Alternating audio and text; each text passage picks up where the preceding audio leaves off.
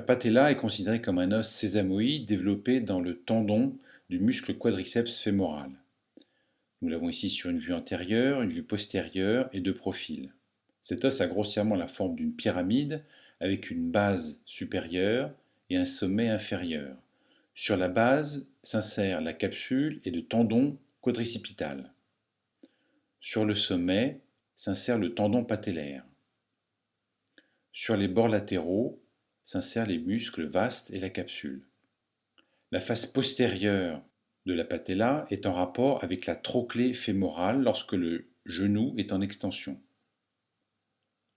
Lors d'un mouvement de flexion, la patella se déplace vers les condyles fémoraux. Nous allons aussi pouvoir noter sur la face postérieure de l'os des surfaces articulaires qui correspondent aux surfaces fémorales rencontrées lors des mouvements de flexion et d'extension.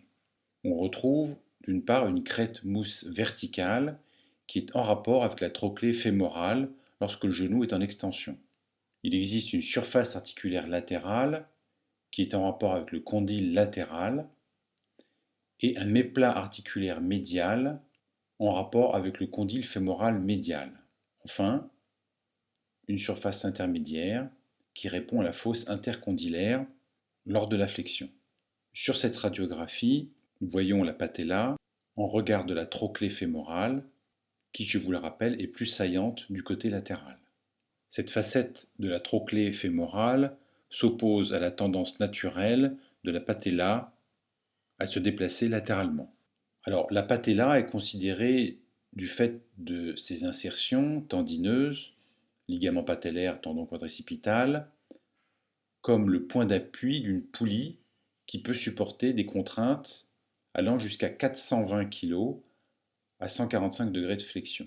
On voit sur cette vue latérale du genou, disséqué, le tendon quadricipital et le tendon patellaire, avec la patella entre les deux. Sur cette dissection, vous notez la patella, l'insertion du tendon quadricipital sur sa base et le départ du tendon patellaire du sommet. Sur la vue postérieure, on rappelle l'insertion de la capsule articulaire autour de la surface articulaire représentée en jaune.